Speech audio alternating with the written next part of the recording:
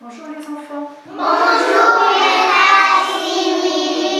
Vous êtes en forme ce matin? Oui. Bien. Alors ici, on se réunit pour parler de quelque chose qui est vital dans notre vie, qui est le lait.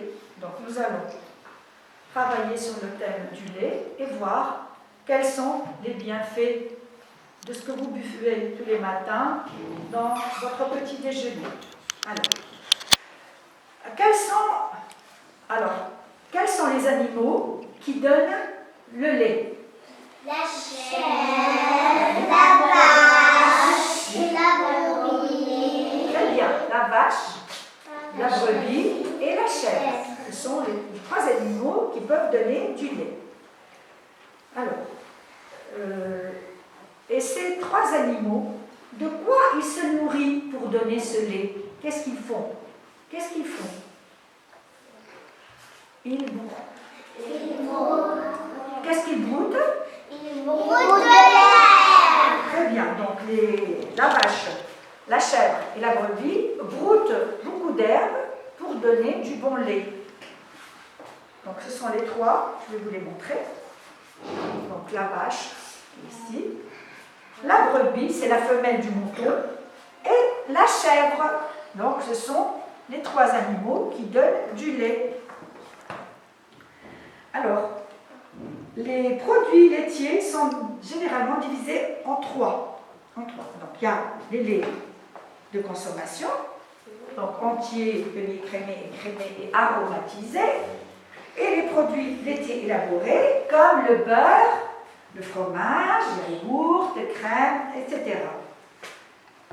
Alors, tandis que le lait cru, il n'a aucun traitement, il n'a pas été traité, parce que les laits que vous voyez ici, les laits que vous trouvez en berlingot, ils sont traités, ils sont collectés des usines, et à partir de l'usine, ces laits ont été donc traités.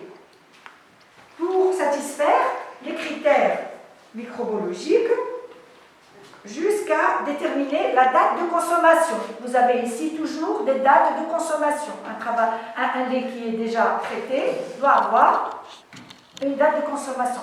Tandis que le lait cru, il peut toujours tourner. Il ne dépasse pas 24 heures. Le lait qu'on collecte à la ferme, qu'on met dans les bidons, qu'on met dans les récipients, ils ne peuvent pas trop durer. D'accord?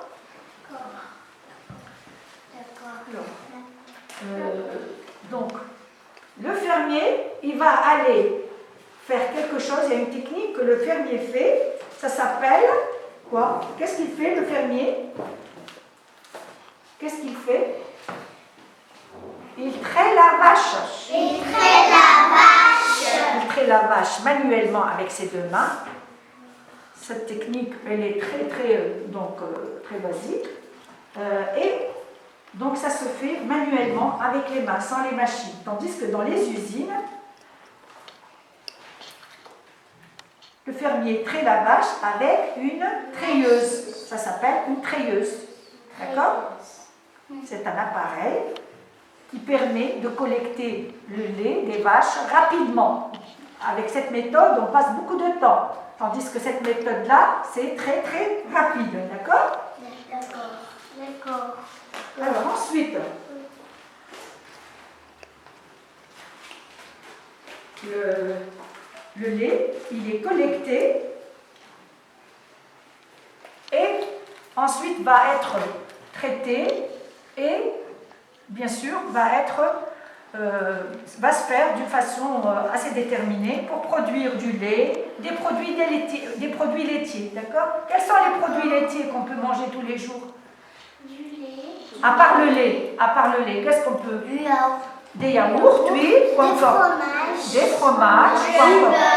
Du beurre. Du lait à boire. Du lait à boire, bien. Quoi encore? Du fromage à tartiner. Bravo, fromage à tartiner. Quoi encore? Des crèmes fraîches. Comment? Des crèmes fraîches. La crème fraîche et aussi le fromage en portion. Il y a aussi le lait condensé qui est sucré ou sans sucre. D'accord? Alors, quels sont les les bienfaits des produits laitiers? Le lait. Non. Les produits laitiers contiennent quelles vitamines? Les bienfaits du lait. Qu'est-ce que ça donne? Vitamine A. Oui. Vitamine B12. Très bien. Vitamine A et vitamine B12. Le lait est très bénéfique pour la santé et pour les personnes pour les enfants qui ne boivent pas du lait, il y a certains enfants qui ne boivent pas de lait, qui n'aiment pas le lait. Alors quand on n'aime pas le lait, on doit absolument les remplacer par les produits laitiers. Qui sont quoi les produits laitiers? Le fromage à tartiner par exemple, il y a des enfants qui ne mangent pas ça, des yaourts, il faut en manger beaucoup, du beurre, les yaourts à boire pour ceux qui aiment, et de la crème fraîche, on l'utilise dans la cuisine. La crème fraîche, J'aime le lait. tu aimes bien le lait, c'est bien. Moi aussi, j'aime le lait. Il faut prendre les produits laitiers. J'aime le yaourt. Le yaourt, très Et bien. moi, Et qui aime le fromage? moi, Le fromage aussi est très important, oui. moi Le fromage j'aime le fromage serré. en portion. En portion et les fromages cuits. Ça s'appelle des fromages cuits et des fromages en portion. Voilà. Donc, qui peut me dire ce que c'est ça? Qu'est-ce que c'est? Eline, c'est quoi ça? Hein? C'est quoi? Ça c'est quoi? C'est du lait caillé. C'est un lait qui a été fermenté. Généralement, il peut remplacer le yaourt naturel. On peut le remplacer en tant que yaourt naturel. Il est très bon pour le ventre aussi. Il est très bon pour le ventre. D'accord? Alors, ici, on a 3 sortes de lait. Il y a le lait entier. Celui-là est un lait qui n'est pas entier. Qu'est-ce que ça veut dire un lait entier? Un lait demi-écrémé et un lait écrémé. Ça veut dire. Oui. Ça veut dire. Entier, ça veut dire. Il y a trop de. Qu'est-ce qu'il y a? Des crèmes. Bravo. Un lait entier, un lait entier, c'est un lait qui contient toute sa crème. La crème n'a pas été enlevée. Et donc, ça donne un lait entier. Alors, celui-là est un lait demi-écrémé. Qu'est-ce que ça veut dire demi-écrémé?